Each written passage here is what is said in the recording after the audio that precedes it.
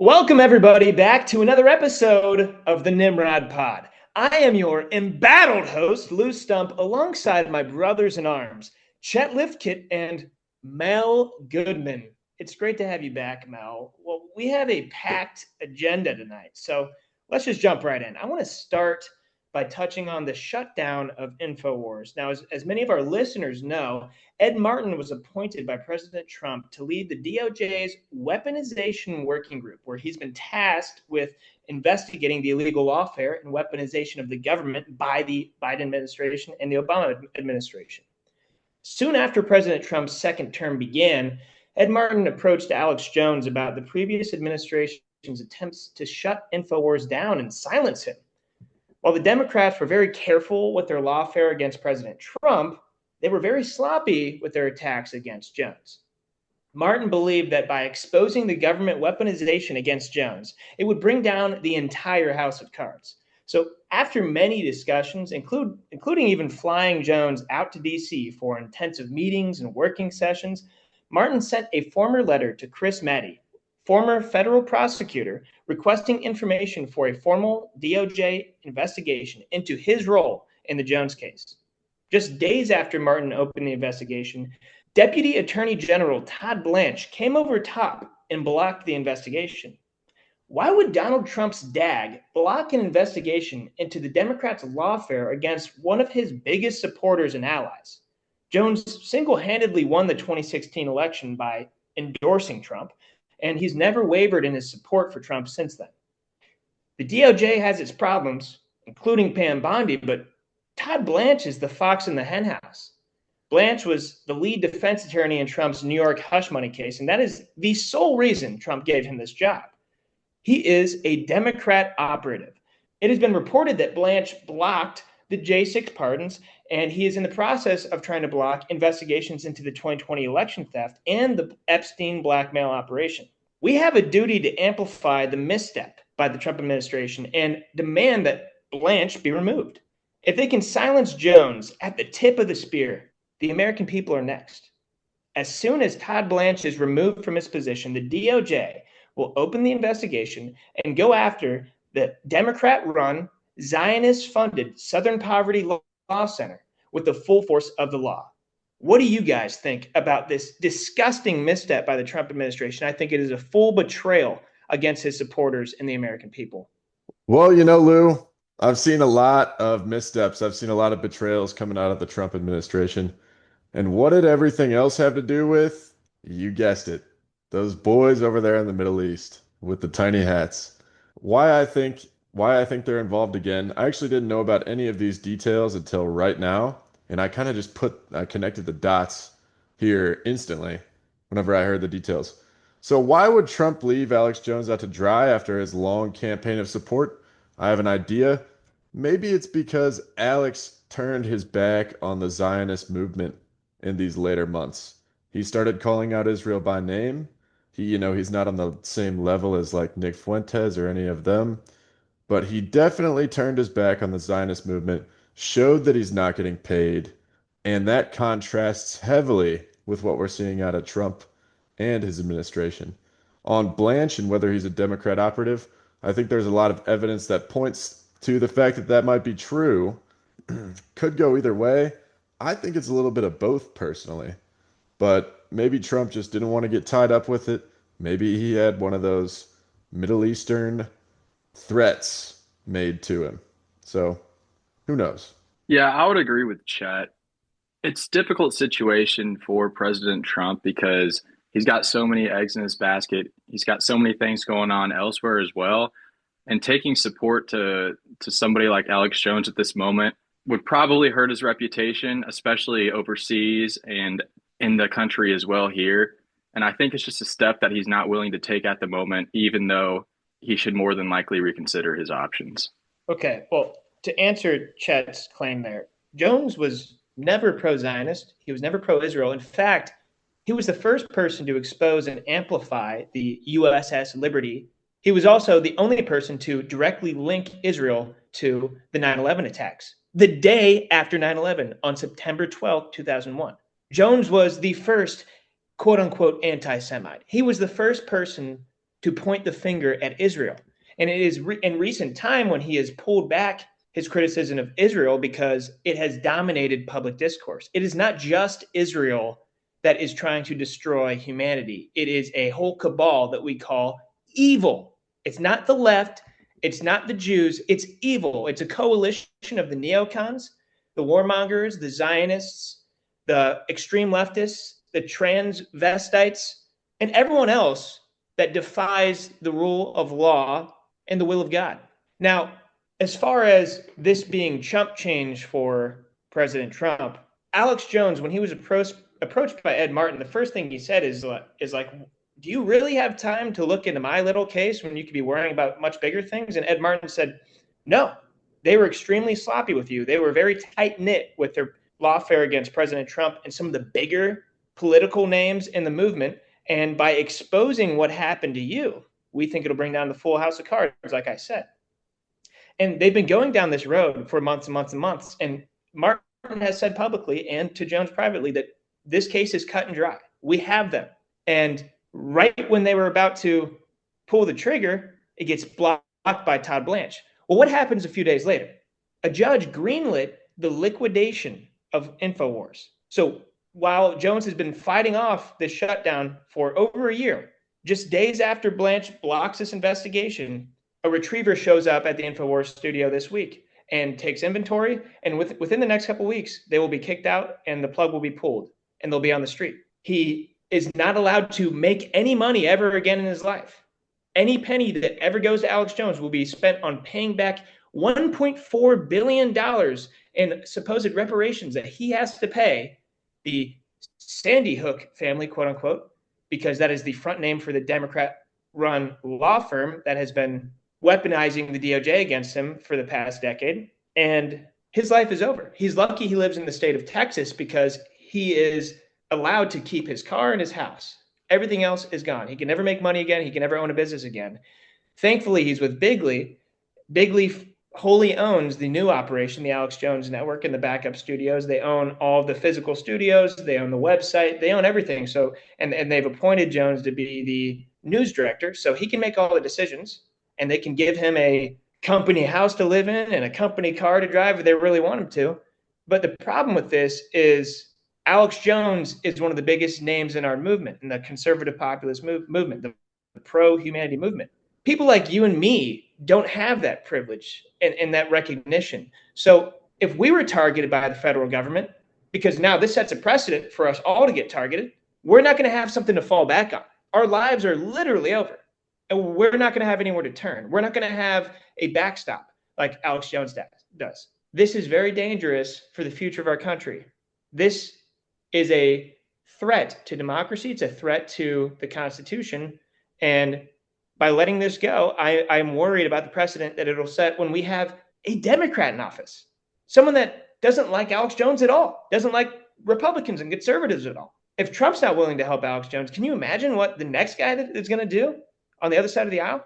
My understanding of the situation is that since Sandy Hook, the reputation of Alex Jones somewhat faltered because of public perception of him. And unfortunately, as his popularity grew and as people came to like him more or resent him more, that's when this lawsuit got out of hand. That's when people really wanted to take matters into their own hands and absolutely cancel him. And it's unfortunate that it came from a situation like this, and it ruins the rest of his ability to communicate news effectively to Americans. And it's ultimately just very unfortunate. And I also understand why Trump is not helping him out, because he doesn't want his reputation to be tarnished by Alex Jones' past. But at the same time, Alex Jones needs to still get his message out there. It's kind of ridiculous. And we'll see how they cope with that. I could think of a number of ways they could sort of loophole this ruling to at least get him back on the airwaves. But the precedent they set by allowing this to go through while we have basically our administration in power is terrible. They should have fought harder. And if the president isn't fighting for his supporters and all the people in America in general Who is he fighting for, right? Who is this movement for? If we can't uphold one of our biggest voices, if we can't strike down some unjust ruling from an activist judge that is an egregious sum of penalty fines for words, I don't know where we're going with this country. And it's not even words. Like, these attacks came years after the alleged Sandy Hook incident, which was really just Alex platforming people that questioned who was really behind it. Alex never committed to the fact that it was fake or that it was a government false flag. He never did. He just allowed people to talk about it. And they dug this up from multiple years before, and they designated Alex Jones as a domestic terrorist. They put him on a hit list, and there was a decades-long espionage investigation into Alex Jones and Infowars with the Obama administration. It was years after this that Alex Jones backed Trump because Trump rode in on the Tea Party movement from Ron and Rand Paul, and Alex Jones and Steve Bannon were the masterminds behind that movement, and they uplifted Trump.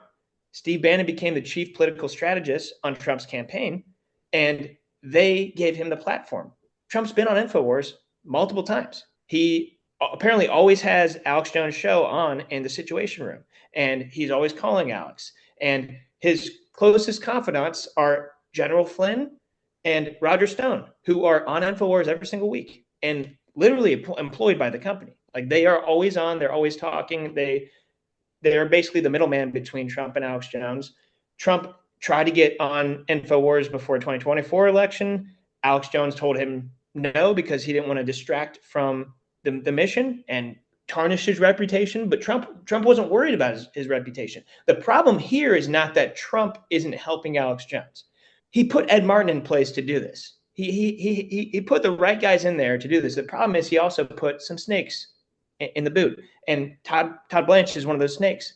And he comes from the Democrat Party, and he is sabotaging everything Trump's doing beyond Alex Jones.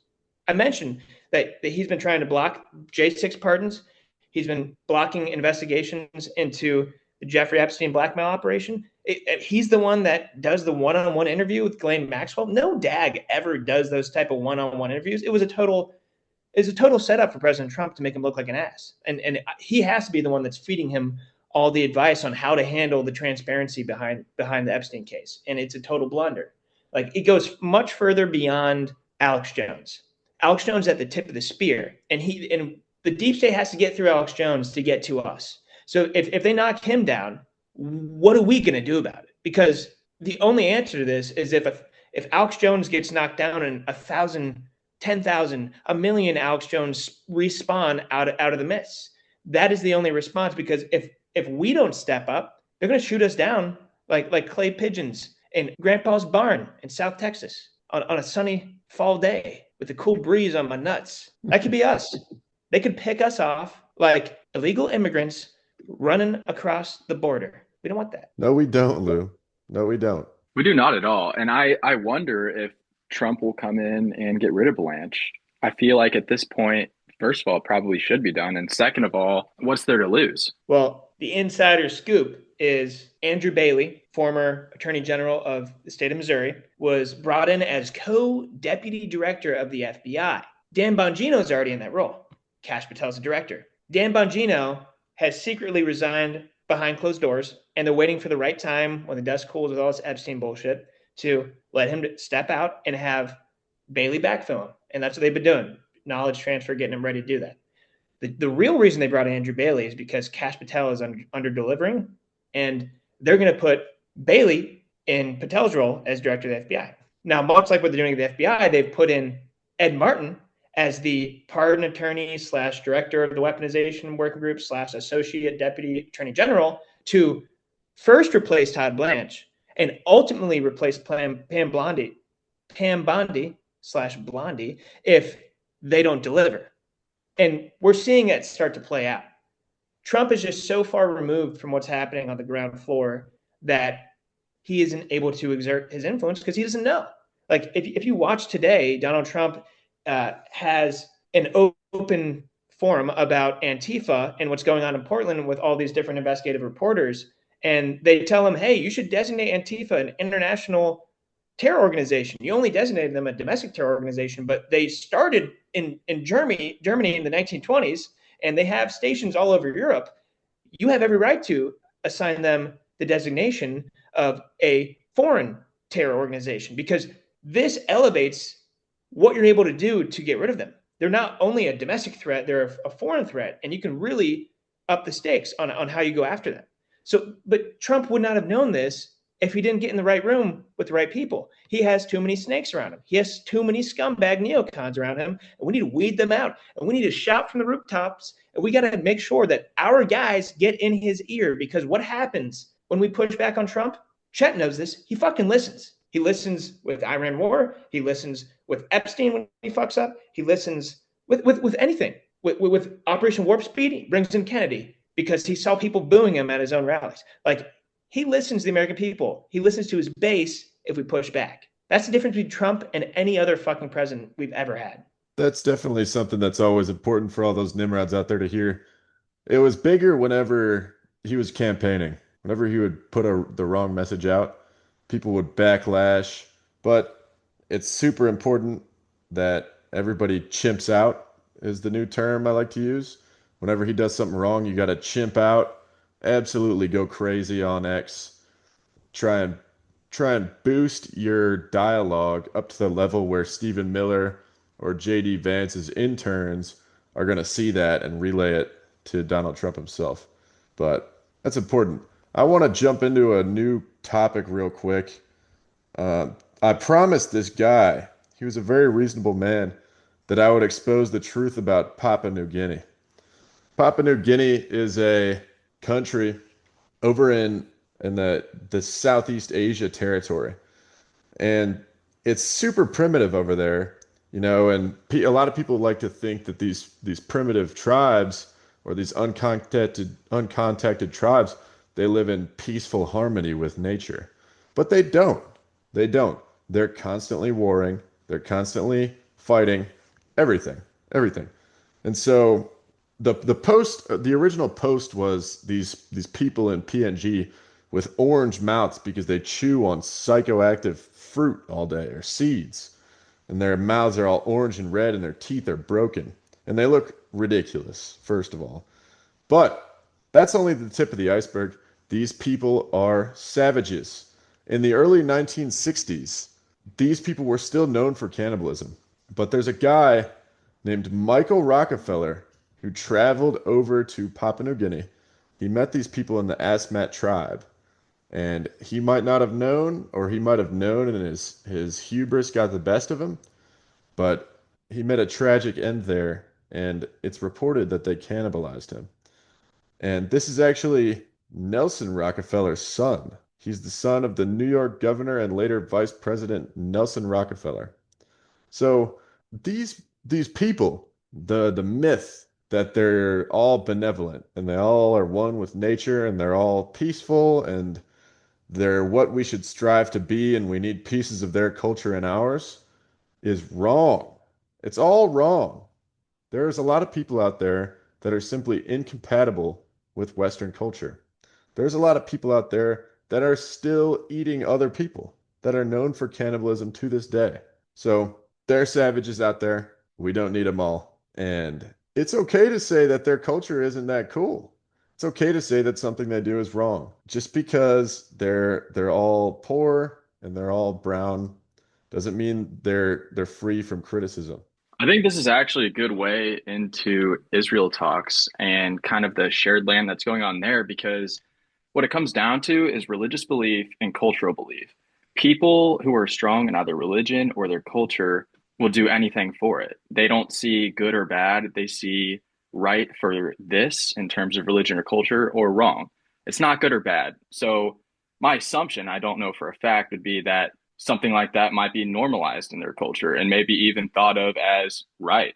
100%. I mean, how would they do it? How would they get away with it if it wasn't seen as right? Maybe it's not all of them over there. I know people who have worked over there for years, and there's horror stories from them, but I wanted to use something impactful.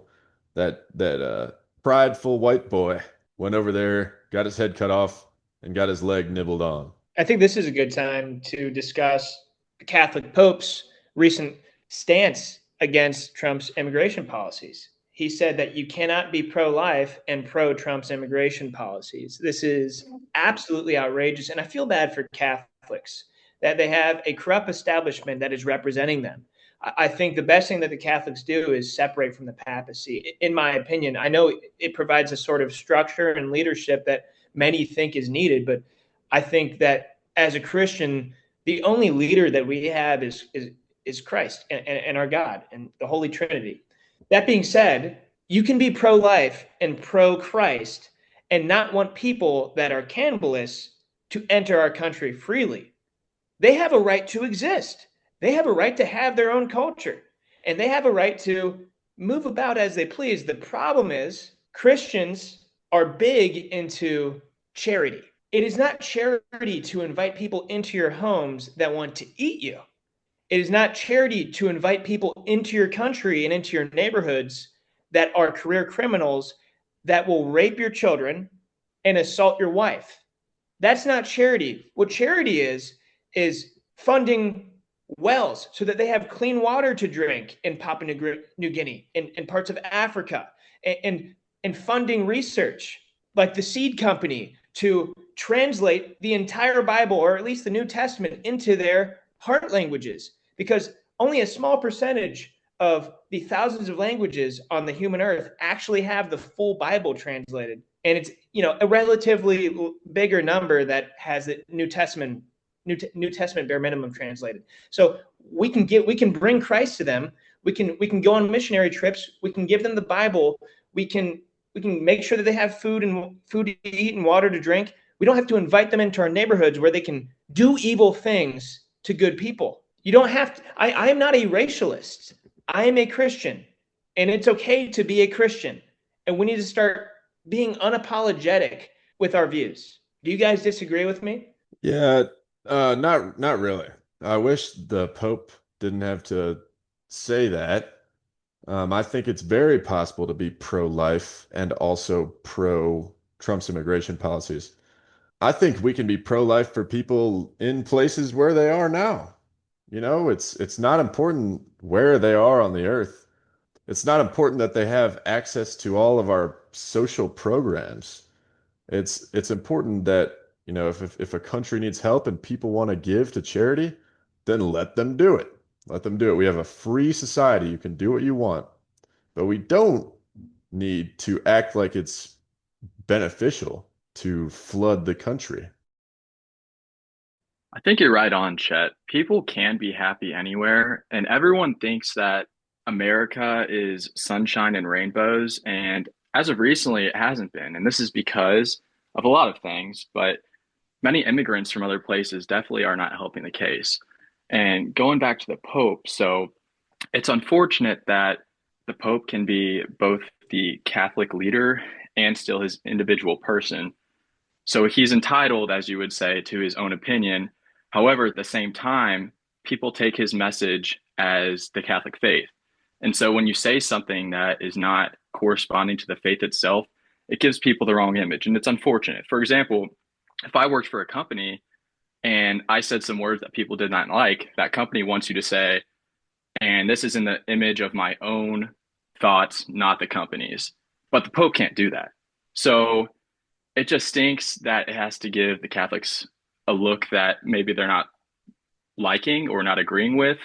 And hopefully people like the Pope and people of these larger roles can hold these comments to themselves because they don't want to give the wrong image to the public. Yeah. Yeah, no. I mean, it seems like a personal opinion there. And I've always struggled with the idea of papal infallibility. But as a sentiment, I think he needs to comment on bigger problems than Trump's immigration policy. Like, we're just enforcing the law here. These people are illegal immigrants. They broke the law to get in the country, and we're stopping new ones from getting in. So, what is against the Bible in that? Are you supposed to let everybody into your home? With papal infallibility, it's only an ex cathedra, and it hasn't been used in X number of years. It's been a very long time since it's been used. But people can misinterpret that and just think that whatever the Pope says is God. And that's not the truth. So whether you're Catholic and believe that or not, doesn't matter. The Nimrods out there that are Catholic, don't worry. Just because the Pope said it doesn't mean and you have to incorporate it into your faith. For sure. And while we're on the topic of religion, I want to double click into Israel. Again, it's a shame that Israel is the topic of every single conversation. It's a shame that every American's number one issue that they're an expert on is Israel and not the United States, not 1776, not the principles that our country was founded upon and that we need to defend to the end, because if we allow it to crumble, everything that we live for goes away. So we need to talk about Israel because there is so much misinformation and confusion and propaganda going around. So we need to make a distinction between Israel and the church. There is a difference between ethnic Israel, meaning the descendants of Abraham that are of a certain race because of who they descend from, and the modern state of Israel. The modern state of Israel was created in the 1900s by a bunch of British fucks. And then we have what God calls Israel. And there is a continuity between the Israel of the Old Testament and the New Testament. And there's actually a transformation that goes on. And I want to take you guys on a journey. We have three covenants in the Bible. We have the Abrahamic covenant, the Davidic covenant, and the New covenant. In Genesis 12, we call this the Abrahamic covenant. It is said that the serpent crusher, or the one who would destroy Satan ultimately, be the Messiah, will come through Abraham's family. And God promises Abraham a nation. To your offspring, I will give this land. If we fast forward to 2 Samuel 7, which is the Davidic covenant, talking about King David, it is said that the serpent crusher will come from David's line. So we go from Abraham, we trace the lineage to David, everything's tracking, right? And then we get to the New covenant. So up until this point, it was saying that Israel is defined as ethnic Israel, and God gives them this land. But now in the New covenant, after the Jews betray God, turn their back on God, God looks at this dead nation and says, I am not done with you. He basically says in summary, new heart, new start. I'm going to give you new life by saying that those that surrender their hearts to Christ are now Israel. It is the term Israel that gets confused so much. In Jeremiah 31, the New Covenant, God proclaims his commitment to his people forever. He calls them Israel. And in God, nations have a different meaning than what nations mean in the UN, right? These are different things. The nation of Israel means the followers of Christ in the New Testament. And we have to make this distinction. I see too many retards out there that claim to be pastors, like Pastor Locke, who are telling me, I am not a Christian. I am not a Republican. I am not a good person. I am evil if I disagree with what the secular government, the non-religious government of Israel, is doing to my fellow Christians in the Gaza Strip and throughout the Middle East. The reality is, no matter where you fall on this issue of the secular government of Israel and whether or not they have a right to exist, and where I stand on Zionism, you cannot judge someone's Christian faith based on their geopolitical ideologies. If we look at dispensationalism and covenantalism, some of the best, brightest, most committed Christian minds fall anywhere on the spectrum, from progressive dispensationalism to progressive covenantalism to covenant theology, classic dispensationalism. The reality is the government of Israel has nothing to do with biblical Israel. Once we make this distinction, we start agreeing on a lot of things. If we fast forward to John chapter 15, verse 1, it says, I am the true vine, and my Father is the vine dresser.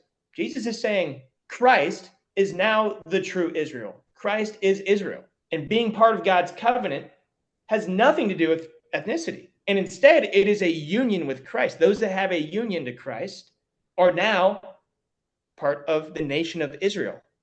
Israel equals Christ.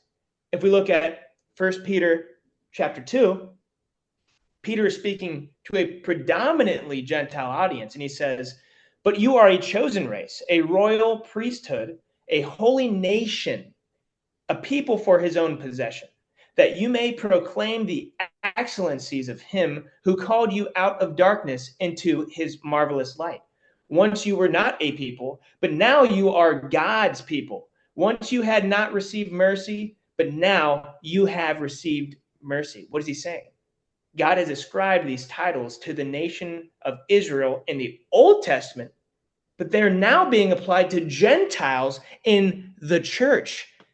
Israel in the Old Testament, the church in the New Testament. They're both called Israel, but there is a transformation that goes on with the birth, death, and resurrection of Christ. It shocks me that there are priests and pastors who have dedicated their life to studying the Bible and preaching the holy word that have no concept, have no perception of this concept whatsoever. They're completely ignorant to it. And I would challenge this by saying they're not stupid. They're not ignorant. This is blatant. And unfortunately, when you have free will and when all people are created equally, some people are going to take that free will and do bad things. And when you allow anyone that surrenders to Christ into the union, some people are going to sabotage it. Some people are going to stab them in the back. I mean, look at the story of Christ. Like his closest disciples stab him in the back. But it's all part of God's plan. So we need to stop looking at these so-called Christian leaders who are speaking in a position of authority when that authority only belongs to Christ. You need to look at the word of God and take that as the authority. There is only one authority, that is God, not some guy who's a pastor at this church. I don't care what sect of Christianity you are. We need to start speaking unapologetically and not put the opinions of a man over the commandments of an almighty God. Any initial reactions? I know this is a bit of a deep cut, and I think internally all of us think that what Israel's doing to Gaza is not Christian. It is not okay. It is not something I should support and I should give my money to pay for. I think we're all in agreement. Just we have an innate animal instinct inside of us that tells us what's good and what's wrong, what's evil. And we're able to make this decision innately without knowing all the context from the Bible because it was programmed into us by an almighty God. I think we're on the same page there. But once you actually look at the text, you realize this is a lot more complicated than what some people on the internet claim it to be. Yeah. So one of the things I hate the most is some dumb old pastor figure from a whatever, evangelical Presbyterian church that will claim that we need to bless Israel because they're God's chosen people. And, I'll see that online more often than in reality, but it's just such an annoying argument. It's like the cheapest cop out of all time to claim that the word Israel in the Bible is referring to the secular government in 2025 is so ridiculous. My normal response is that if I named my son Jesus, would you pray to him? Would you consider him the Son of God? So, ridiculous argument. And I definitely agree. It's an innate human instinct to see what's going on in Gaza and be repulsed by it, to see how brutally unnecessary it is, and to ask questions about why they're doing it. Do they need the war to go on because Netanyahu will be removed from office if it stops? Yes. Did the Hamas fighters get way too deep into Israel for way too long without any conflict on October 7th, 2 years ago? Yes. So was there a stand down order? Maybe. But all goes back to the fact that we have no biblical commitment to the secular government of Israel today. And anybody that says we do is either lying or ignorant or their floppy-handed paint chip eating when they were younger, dropped on their head twice every day for 5 years, or they've been paid $7,000 to say that to you. You both hit it spot on.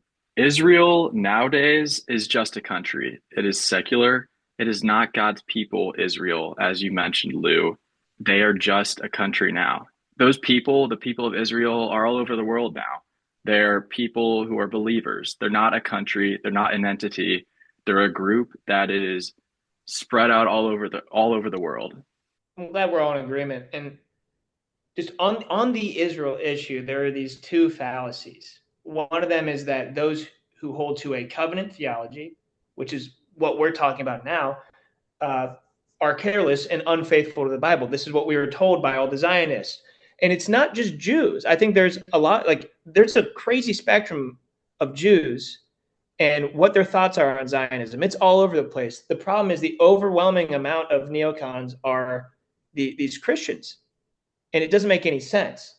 On the flip side, another fallacy is that dispensationalism is the prominent view among evangelicals because every evangelical leader and all these conferences and NGOs that they have and all these mega churches hold dispensationalist views. All the seminaries and these all these seminaries hold very strong dispensationalist view because they are the managerial class with all the money of the Christian religion. The reality is the dispensationalist view is actually the minority view in evangelicalism.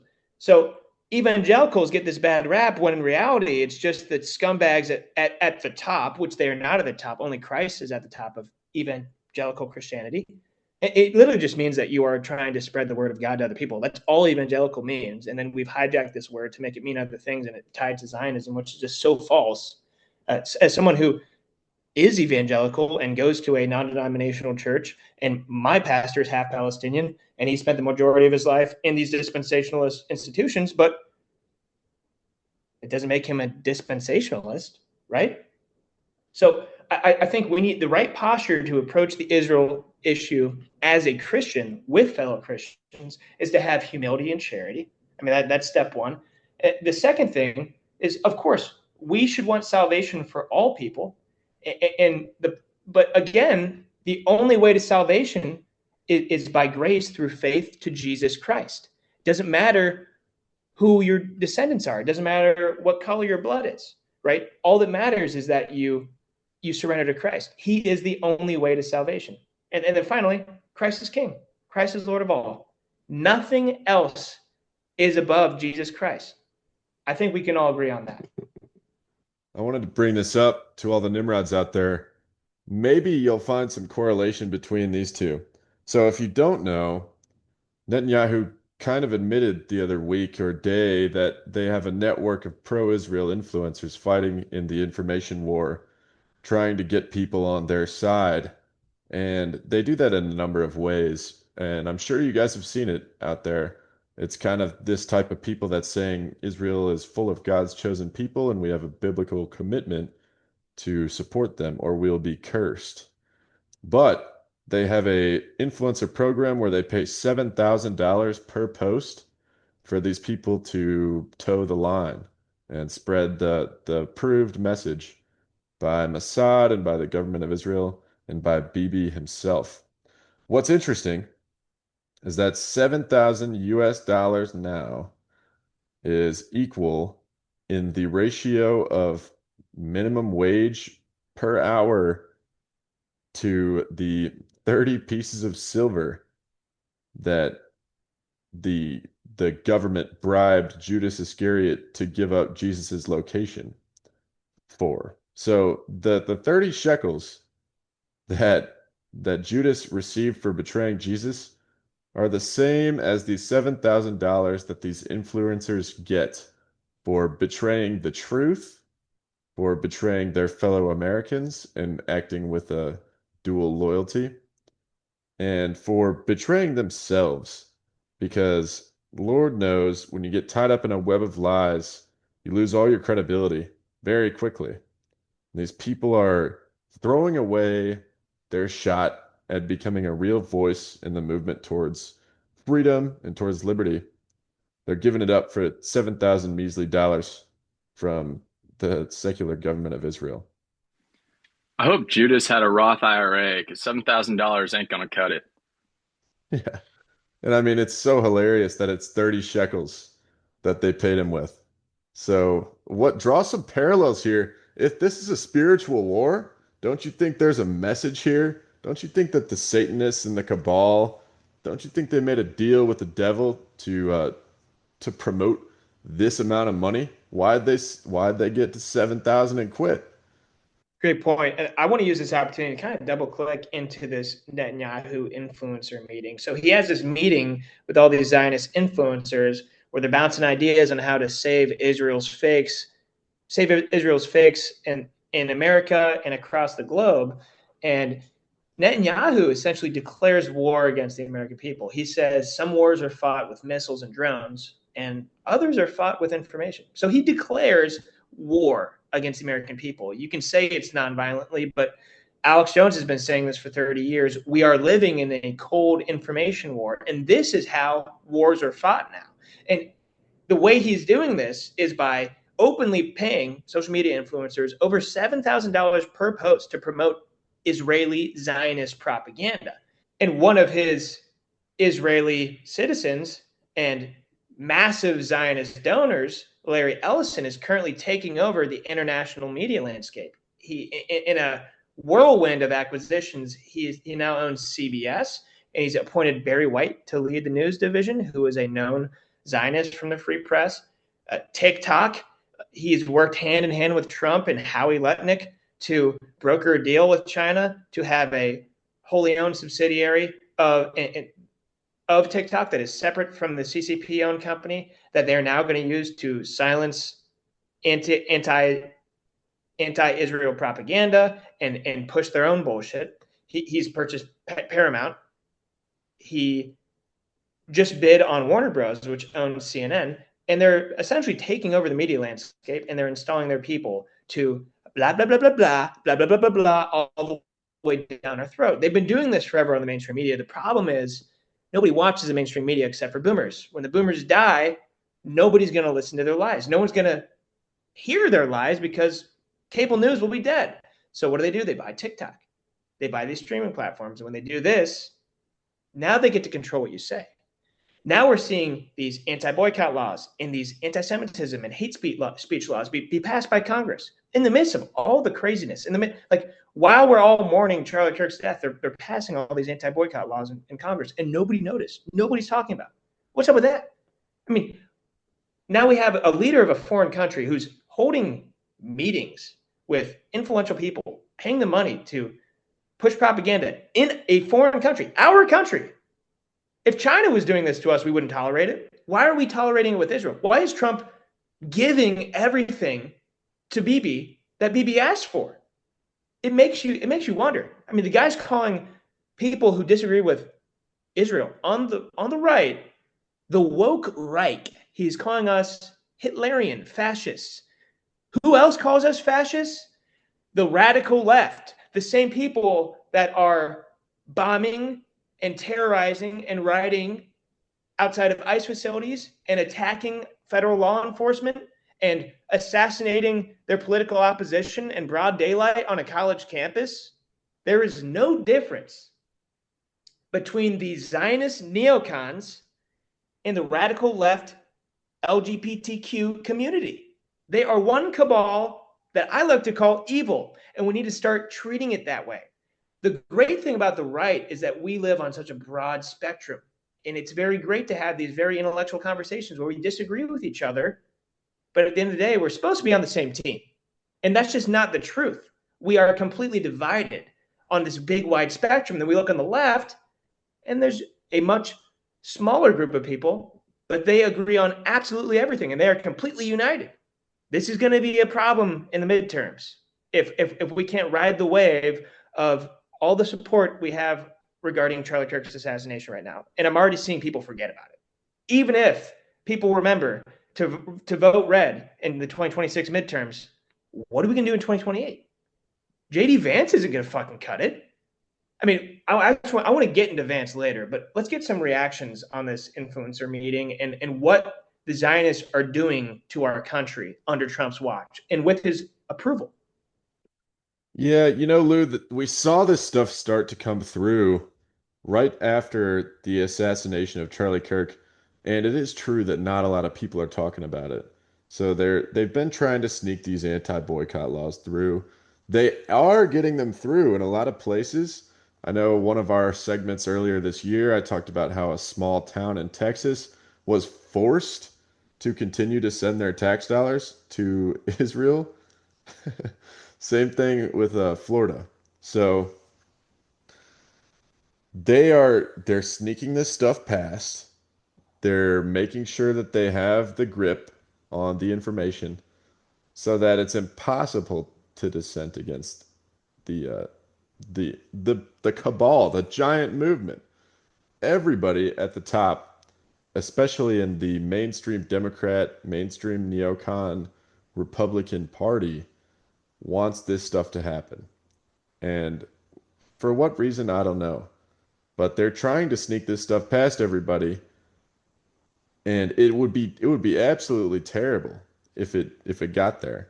Just imagine in 6 years or in 20 years, whenever somebody gets arrested, like the UK, for offending their their Jewish leaders, for offending Israel, and I mean, you can see it happening all around the world right now.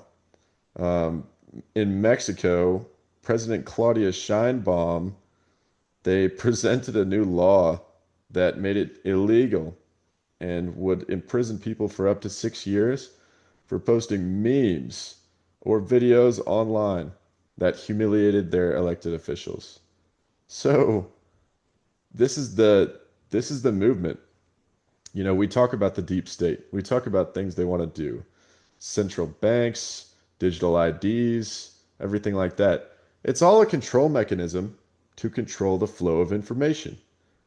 And the fact that TikTok has now been bought by Larry Ellison, the fact that you can't even put the juice box emoji because it's a reference to Jews on TikTok. The fact that you can't mention what's happening in Gaza, you can't even talk about it on there anymore. And same thing with X. You know, it's not nearly as bad, but a lot of people are getting flagged for no reason other than they're saying the wrong thing. So, where do we go when this shuts down? Will there be a refuge? I don't know. We're going to have to make some noise. Like I said earlier, chimp out. Maybe Trump will realize that he's running himself into the ground and change things before it's too late. If I've learned anything from billboards recently, it's that Jew belong. Jew belong. You belong. Of course, everybody belongs. And to go back to the Charlie Kirk thing and the voting in the 2028 election, unfortunately, if people are unhappy with an administration, some people, no matter what party they are, they're going to go the opposite way. And that's why we've seen so many flip-flops in Republicans taking over, then Democrats, then Republicans. And so my hope is that people do not forget and that there's fewer voters who are just flip-flopping to flip-flop in the next cycle.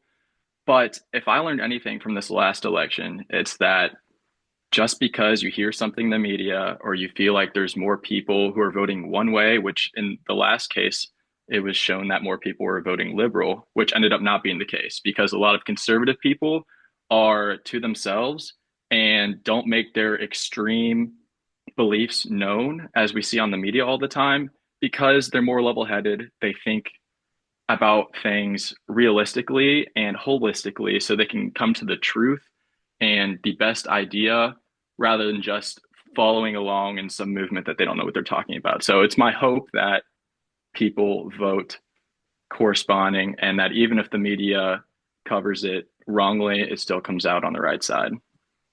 Yeah, and so I saw these polls as well earlier this year. They're saying Trump is hemorrhaging voters, the Republican Party is dissolving, and the liberals are like celebrating it, which is hilarious to me because everybody who's on the ground or involved in X or sees Instagram knows that these younger generations aren't moving to the left.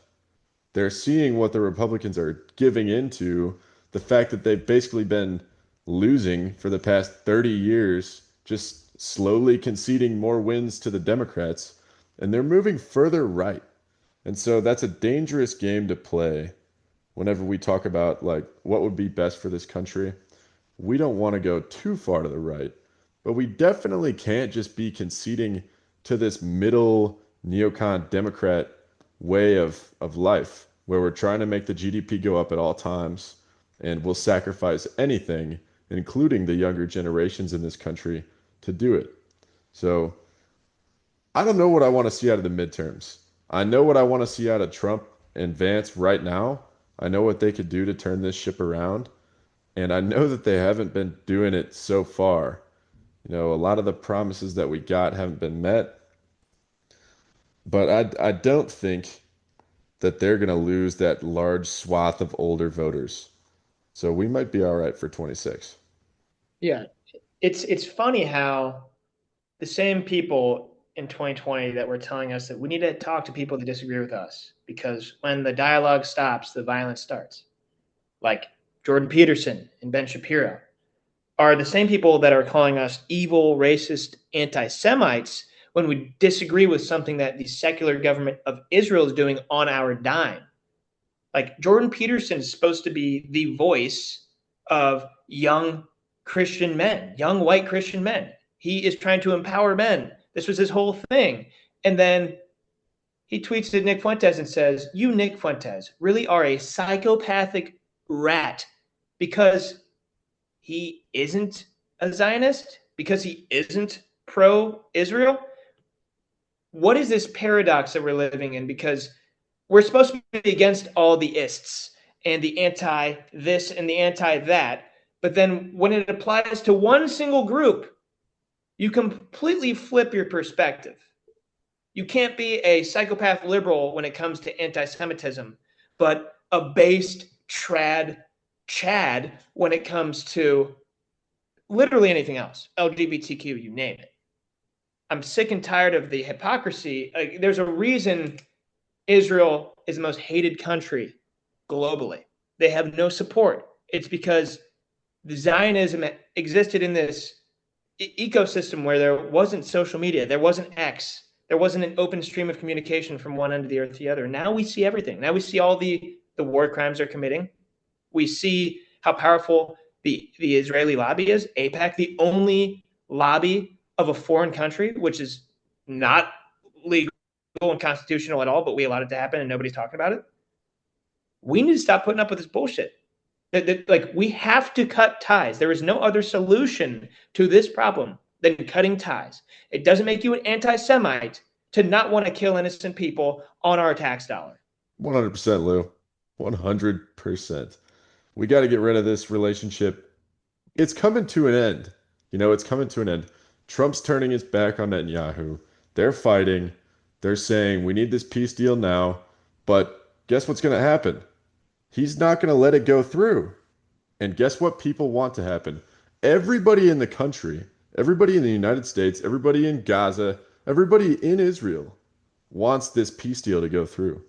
But the people at the top of their government in Israel, the people at the top of the government in the United States, they don't want this to go through because they want the carnage.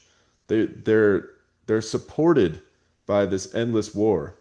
That it gives them something to fight for, it gives them a cause to support, and it gives them a message to send out to their voters. So, especially Netanyahu, because he'll get prosecuted and put in jail for the rest of his life or shot if he goes out of office. So he has a big motive to keep this war going, and we all knew that. But it's coming to a breaking point here. I'm worried about what they'll do as we get to this crux. We all should be. Like, everyone's celebrating Trump's big Gaza peace agreement. But hasn't he already tried this a dozen other times? You guys forget that Netanyahu declared martial law. And he he is only in power because they're in wartime. And as soon as the war's over, he has a 6-month window to get out of office and hold real elections. And the reality is on October 7th, the people of Israel were storming the Capitol and protesting. They were done. Like he was about to get thrown his ass out of office. And then conveniently, he allows these fucking hijabi onion heads with parachutes to just glide right through the supposed Iron Dome and massacre, rape, and kidnap the youth of Israel and rally the people against Islamic extremists. That's how he works. He's been doing this for 30 plus years. He's been in power more than any other leader that is in a supposed alleged democracy. He's not going to allow peace to happen. Trump's foolish for thinking that this is going to work, but he has to try. And we'll see what happens. But I have no faith in a lasting peace agreement between Israel and the rest of the Middle East that has been attacked by them since Israel came to fruition in the early 1900s. I want to talk about the future of the Republican Party. It is bleak, right? Like I think people forget like how lucky we are to have had Trump. Like he is a household name. He has popularity that no one in politics has that gives him a leg up. He has the name recognition, right? And you got to understand the Trump in 2016 is different than the Trump in 2024. The Trump in 2016 was an independent conservative guy who was fighting neocons. He was going after the Republicans for being corrupt. And then 2024, he is a Republican who is going after the Democrats. And we're reverting right back to the old two-party system. And now, who's going to fill the void of Trump and progress the America First movement forward? Well, it worked with Trump because he was so rich, he didn't need anyone's fucking money. And he could just say, fuck you, and do whatever he wants. And then all the rich guys that funded the 2024 campaign installed J.D. Vance, a guy that comes from no money. He comes from a hillbilly, trailer trash upbringing, and his entire life was funded by Silicon Valley. And they put him in position to make sure Trump stays in line. And now this is the guy that's going to defeat the Democrats or even win the primary Republican election in 2028? I don't think so. I think he is a political artifact. J.D. Vance cannot win in 2028. He doesn't have the support. If he is the candidate, the Republican Party will be split and a third party will emerge, or an independent candidate will emerge. And it will cannibalize Republican votes, and the Democrats will be a shoo-in, even though there really aren't any Democrats that exist. By dividing the right, it will enable the Democrats to have a shoo-in win, and we cannot allow that. What are your thoughts on J.D. Vance? What alternatives do we have? I think we really have a chance to push. Like, it is an open playing field. He should not be a shoo-in for the Republican candidate. And I think we should really push to get someone radical in there that is going to progress the America First movement to what it was in 2016 when Trump first ran for president. Yeah, so while I don't think he should be a shoo-in, and I do think that we should look for somebody more radical, I do think that JD has the ability to win. I think he's got all the Trumpers. I think he's got all the dumbasses who just love Trump because of his name, and they say, I just want to offend the liberals all day. And I do think he's still got most of the mainstream young right wing, at least for the most part. You know, the people that are anti-Vance are sort of a smaller sect of the party, and that could grow. That could grow. But I think based on what the majority of Americans want to see, I think Vance has a much better shot than anybody on the Democrat side of the ticket. As for an alternative, I don't know who it might be. I don't know who would be good for it. There's a lot of figures out there. There's not a lot of people with enough popularity and enough radicalism for me to consider them as part of this list. But I'm interested in hearing if you guys have any names. I would not be surprised if Vivek joined the team and essentially, since he's a lot more radical, could make that vote more popular. But I'm not totally on that wave. I think that the liberal side will more than likely elect somebody who's not super far liberal, if that's actually crazy. Somebody like maybe Andy Bashir. I think he can make a late run, and essentially that would make the Republican Party have to have somebody not as far right. So I think it's not always about tactics, but I personally would vote for the person who corresponds better with the other side. I want to make something clear. Just like in the 2024 election, no matter what, a Republican winning is better than a Democrat winning. We talked about this broad spectrum of conservatism. There are corrupt neocons, and then there are great conservative populists, and anywhere in between. If you look at the left, they are all psychopaths, and they all agree on the same things. If you still identify as a Democrat, you are by definition evil because you're okay with child sacrifice, you're okay with mutilating children's genitals and cutting our children's penises off and their breasts off. You are pro political assassination, and you are pro suppression of free speech, and you're evil. Like they have completely exposed themselves, and anyone who publicly proclaims that they're still a Democrat is evil. I have yet to see a good one, because what happened to all the good ones? They forced them out because they don't want a moderate to win the primary and run against a Republican, because that's a win for the American people. So any quote unquote moderates are going to be putting on a facade. That's why they have Gavin Newsom going on a podcast run and changing his social media to sound like Trump, because they want to get the regular people's attention. He's the same guy that ruined California, and it's completely bought and paid for by the establishment. We saw what happened when a moderate Democrat tried to run against Joe Biden.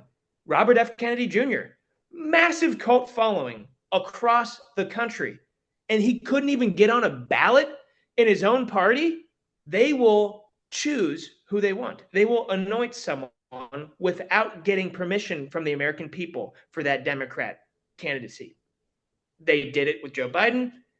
And when Joe Biden dropped it out, they had a Manchurian candidate named Kamala Harris that got installed, not voted in by the Democrat American people, installed. And they're going to install someone again who's going to be white and is going to be Christian and might even pretend to have somewhat normal immigration policies or somewhat normal policies on LGBTQ and transgenderism. It's all a facade. So no matter what I'm trying to say here is a Republican winning is better than a Democrat winning. But we need to progress the populist movement forward. How do we do that on the Republican side? We have a slew of options. The only person who people are thinking about is JD Vance, but in reality, we have Tulsi Gabbard, we have RFK Jr. I don't like Marco Rubio, but we have Marco Rubio. We have other people in Trump's own cabinet that are going to want a shot. And this is going to cause divide within the Trump administration itself while they're trying to run our country. But if you look outside the administration, there's even more options. Like, is there going to be someone from another party that steps in? Like, is there going to be a conservative libertarian type that tries to run against the Republicans for the Republican seat? Is there going to be a social media person? Is it going to be a Tucker Carlson that could come in and shake things up? Is it going to be someone from the former Tea Party? Is it going to be Thomas Massey? Is it going to be Rand Paul? Like, it's a wide open playing field. I'll pose a question. Do we make a run at a third party or an independent candidate to get away from the uniparty and the two-party system? Or do we say, hey, we live in a two-party system. There is no way in as an independent or a third party. It'll just cannibalize the right-wing vote. So we need to utilize the Republican Party, the GOP, and vote the right person in. Where do you guys fall on that issue? Let's start with Chet. Yeah, so the last time we saw a third party idea come through, it was the America Party, and it was from Elon Musk. very quickly, the online right ate that. They chewed it up and spit it out because one of the cornerstones of that was unlimited H-1B visas, which a lot of young people don't like right now, including Chet, including Chet. So whether or not we have a chance as a third party, probably not. It would definitely cannibalize a lot of the votes from the young side of the Republican Party. Using the GOP and voting the right person in, I mean, we tried that. We tried that already. We tried it in 2016 and we tried it again in 24. So this could turn around and we could try again. We could try again. If we keep working further and further towards the populism movement, then maybe one day we'll have it figured out. Maybe once the boomers die off and they can't vote for those old geezers in Congress anymore, then we'll have a movement. We'll have the GOP will have changed its definition to its core. So I think that's a more realistic option. It might be a better and more efficient idea to go third party, but thinking about the feasibility of it, probably not. Unfortunately, I don't think it's worth the risk. So I think, regardless, RFK should be on the next administration, whether that's as president, vice president, or still on the board in any sort of way. RFK is he's an individual thinker. He gets things done and he does it the right way. And so I hope no matter what happens, he's on the next administration. But the issue is 70% of news outlets are liberal. And so what's going to happen is these 70% of news outlets are going to take, whether it's Newsom or whichever super far leftist presidential candidate, they're going to make him look pretty moderate. And people are going to believe it because everybody's saying that.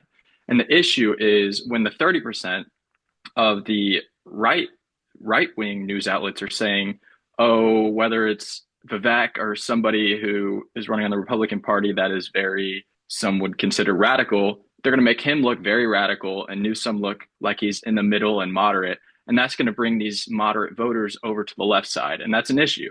And it's just something we have to deal with the news outlets. And that's why I think somebody on the Republican side of things needs to come out as more moderate or have a stigma of more moderate, or else I do believe the left is going to win the next election. I think it's all going to come down to the news outlets and the right's going to fall if this is the path.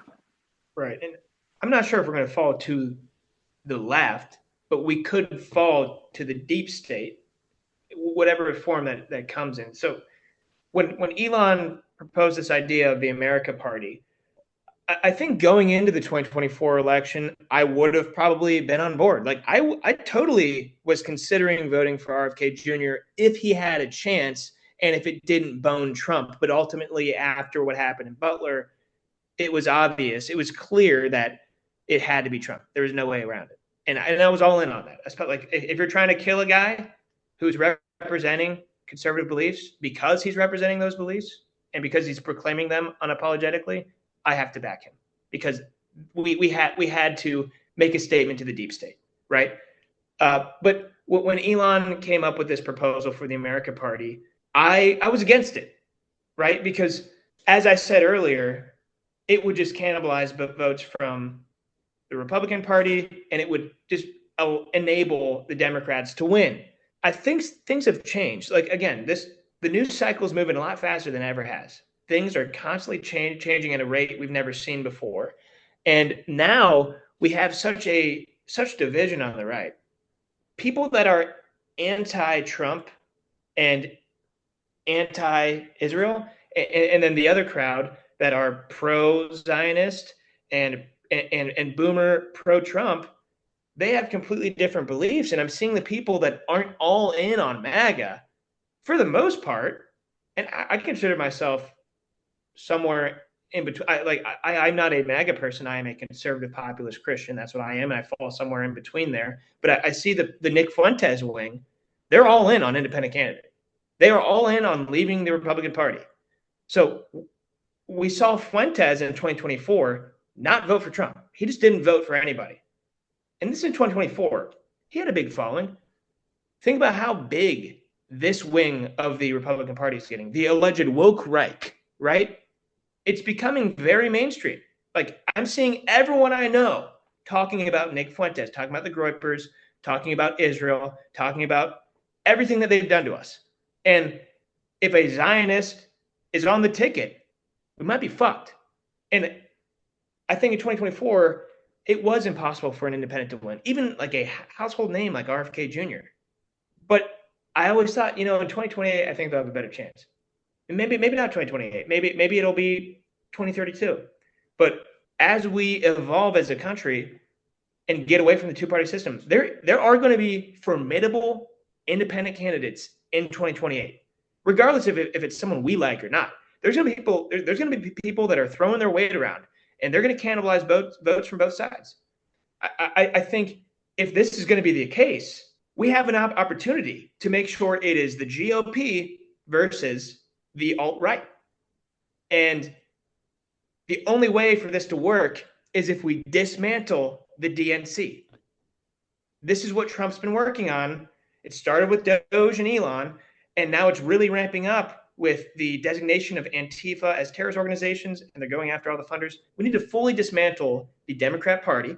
We need to eradicate the NGOs that they use to push their agendas, and we need to eradicate the donors that fund those NGOs. And we need to cut off the pipelines of American tax dollars flowing through those NGOs and then flowing through their ground troops like Antifa.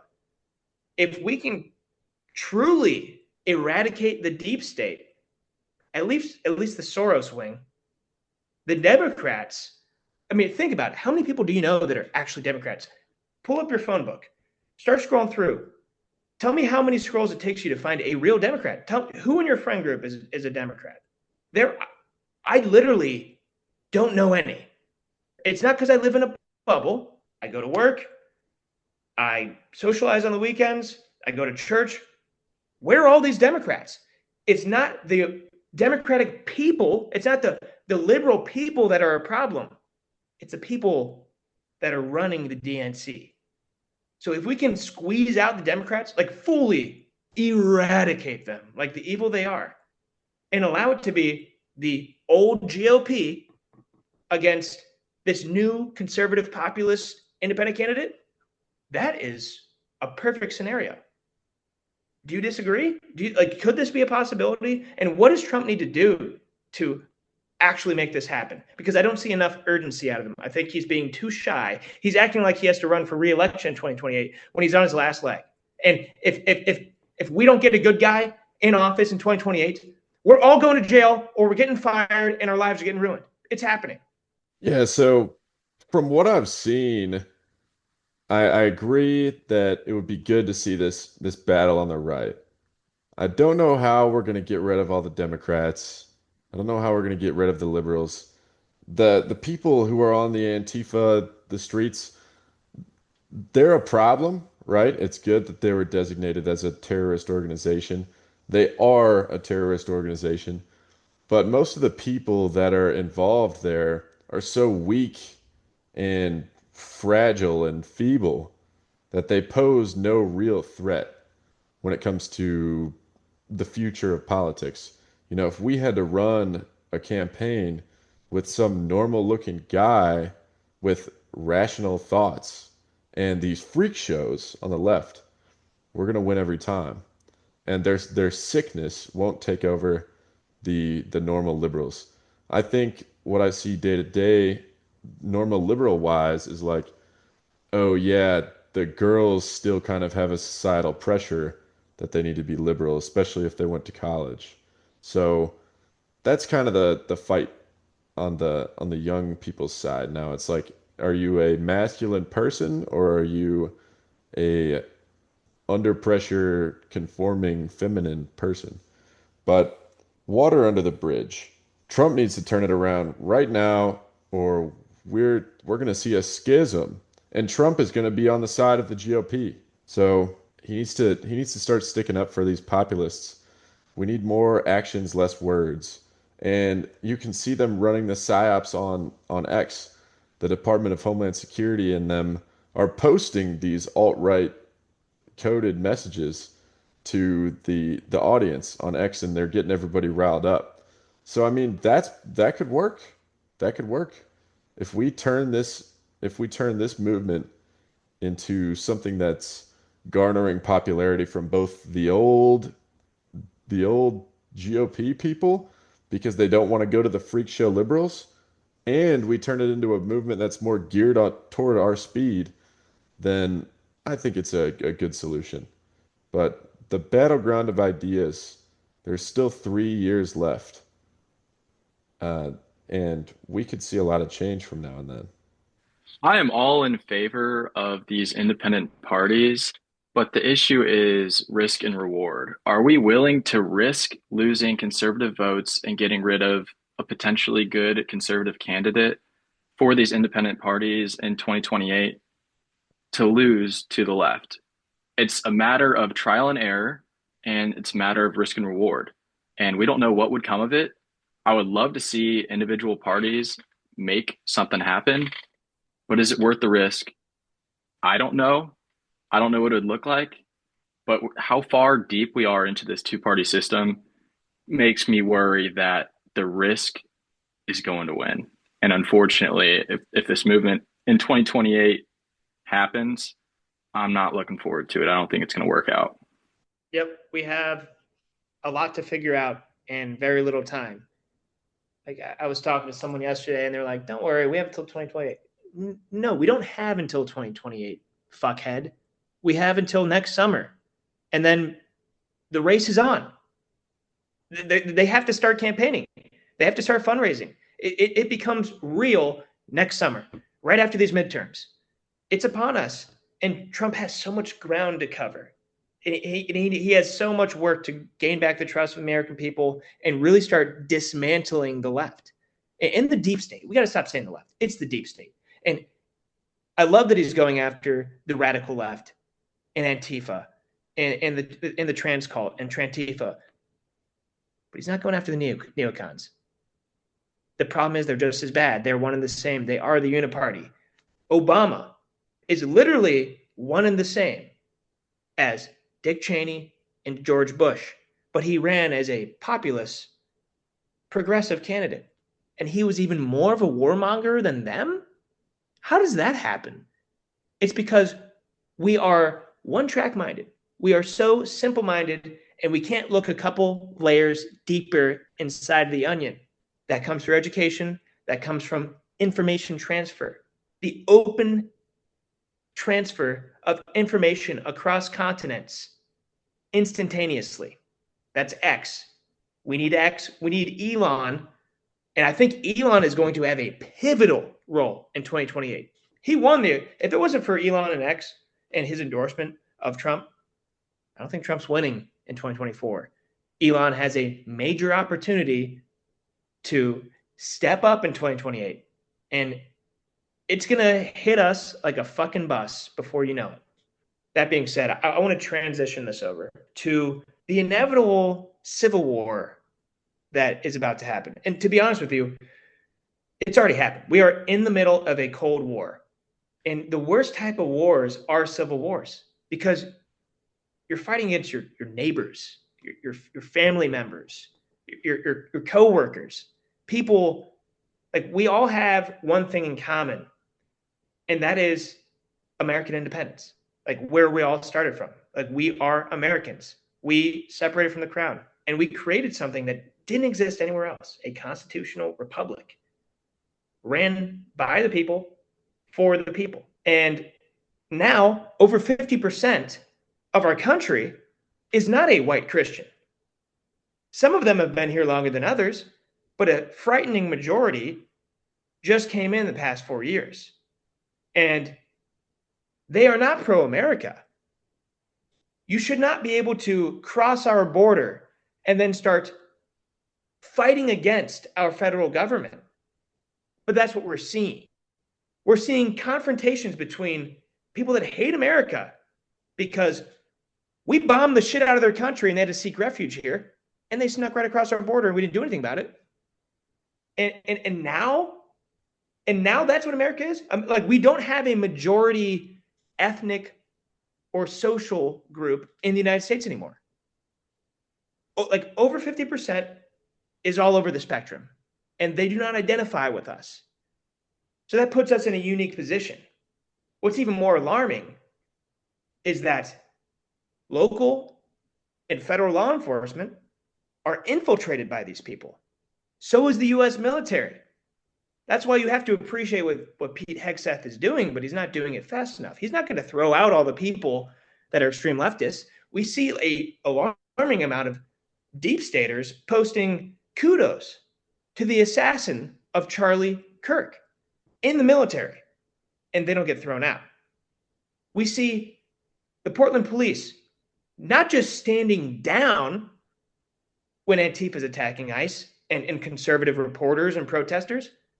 No, they are working hand in hand with Antifa to enable the destruction of that city and of our federal law enforcement officers that are just doing their fucking job. People think Trump is a radical when it comes to immigration. You know who had a way more radical immigration policy? His name was Barack Obama. Trump is just getting rid of the bad guys. He's getting rid of the career criminals. He's getting rid of the rapists. He's getting rid of the drug dealers. He's not going hard enough. He's not doing mass deportations. I voted for mass deportations. I'm a Christian nationalist. He didn't do it. In fact, every president, every administration has had an ICE department that acts in this way. This is their sole job, is to get rid of illegals. That's all they do. But now the media is flipping the script to make it look like this is some sort of fascist dictatorship, when this is a constitutional right. And now that we have local governments that are defying the will of our commander-in-chief, who is voted in by the American people, there's a supremacy clause in the Constitution that requires the president to send in federal troops to make sure that the American citizens in these cities cannot be terrorized any longer. We saw President Eisenhower do this in the South when schools refused to desegregate. He sent troops in to make sure it happened. We saw this happen at Ole Miss with JFK, and it was actually a disgusting abuse of power. He sent over 30,000 troops to make sure that Ole Miss desegregated because they were holding out. Trump sends in a couple hundred folks into Portland, a couple hundred into Memphis. He's trying to send a couple hundred in Chicago, and he's a fascist Hitlerian dictator. Meanwhile, people are getting raped, they're getting assaulted, they're getting murdered, and some of these people are dedicating their lives to serving their country, and we're allowing this to happen? No. Trump is being very moderate, and he should be going a lot harder, and it's insane how people are taking the bait.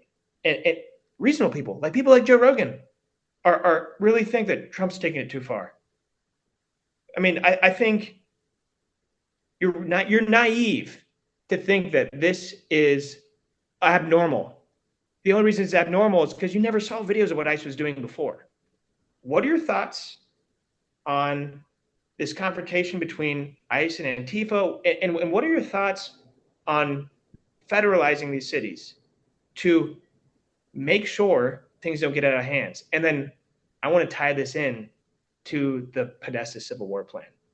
So we knew all the liberals were going to get mad when Trump started doing this. That's for a number of reasons. You know, the people that are out protesting are doing it for a number of reasons. You have the communists who want the revolution.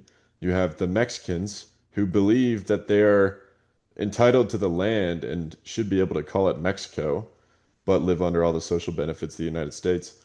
And then you have Antifa, who is also a group of communists and they want the revolution. So we knew they were going to be mad either way. We knew the media was going to spin it to make Trump look bad. We knew that they were going to be unhappy about the mass deportations. But why are they so unhappy about it? You know, why do they care so much? It's because these people are their voters. If they can keep them in the country long enough to give them amnesty, then they're all going to vote blue for the rest of their lives and will be in a permanent uniparty. So it's understandable why they get mad. Trump's not going hard enough, though. You know, we need more deportations. I saw a figure from the administration a while ago, maybe a few weeks ago, that we had like 200,000 or 300,000 actual deportations and 1.6 million self-deportations. So if that's true, I mean, they're on a good pace. but we still need to be going harder. You know, it's unacceptable what the Biden administration did. They brought in people for no reason, and they literally flew them in. They literally flew them in on their own dime, on our dime, on taxpayer dime. They flew immigrants, illegals to the country. So unacceptable. We have the right to get them all out. If people are going to get stopped in the street by ICE agents, I don't see why it's such a huge problem. You know, if this is an extraneous circumstance, it's not like this is normal everyday life. We have an administration that let in 10 plus million people, probably more. That's a conservative estimate. And we have the right to vote to get them all out. So they need to go harder. Who gives a shit what the stupid liberals have to say? It is all about public safety. That's what it is. And it it's a Cold War. That's a perfect way to put it. It's a Cold War because Antifa and these leftists are ruining public safety. That's why we have to send in the National Guard. That's why we have to send in the feds. It's precautionary for public safety. That's what it is. And civil war will happen if this continues. However, I'm optimistic that through policy like deportation and getting things under control with a little bit of federal help can keep this a Cold War and not turn into a civil war. In addition to that, civil war would only ever happen if you have the Conservative Party actually take a stand. And in my opinion, I think the Conservative Party is too rational and too smart to let civil war happen. So that's why I hope it just maintains the Cold War and that we can get public safety figured out. Yeah, I think we're generally on the same page here, and we've talked about the Podesta plan here on the Nimrod Pod many times before. But again, leading up to the 2020 election, John Podesta, one of the lead war gamers for the Democratic Party, put together this plan. I think he called it the Transition Integrity Plan, where they played out all these different scenarios for if Trump won the election. They were prepared for that if Trump won, and all of the election theft and rigging wasn't enough. What were they going to do to make sure he could get thrown out of power? And this was staging false flags, riots in the streets, mobilizing these Antifa type groups to wreak chaos, flood people into the borders, you name it, right? And they brought this up again. All of the Democrat think tanks and the John Corvilles of the world said, we need to enact the Podesta plan again. And we see them setting the stage. Like the Civil War movie comes out just a couple years ago leading up to Trump's election. And basically the movie starts off with the Great Antifa Massacre. And then it shows this fascist Trump type figure weaponizing the U.S. military against the American people and then ultimately getting murdered by a bunch of crazy leftists in the Oval Office. And now the biggest movie in theaters is called One Battle After Another. And it's literally just about Antifa false flags and communist uprisings. It's essentially a sequel to the Civil War movie. And now we have Kamala Harris and The View demanding that leftists get violent and physically take back our country. They are setting the stage. They gave us the war plan. They gave us their documents that they wrote it out because that's how brazen they are. They don't think we're going to read it. That's how confident they are. They give us the war plans. They're setting the stage. They are warping the minds of the moderate people in this country. And they're about to get ready for these false flags. That's why they have Antifa and all these illegal immigrants overwhelming the ICE departments all over the country. And what Trump is doing on the outside seems like he's just trying to quell these violent uprisings in these individual cities, get everything to cool down, move out. But no. Trump is purposely deploying troops to blue cities and states in preparation for the Civil War. We already have Governor Newsom coming out and talking about the Western Alliance. What is the Western Alliance? Oh, it was the rebel group that separated from the Union in the Civil War movie. They are literally playing out the movie, the Hollywood movie that they put on Netflix just over a year or two ago. And Trump's putting troops in place so that when they try to stage that false flag and they try to mobilize their troops, we have federal enforcement ready to stop them and make sure that they do not secede from the Union. But that's where we're headed. Like, we're in a civil war. It's cold.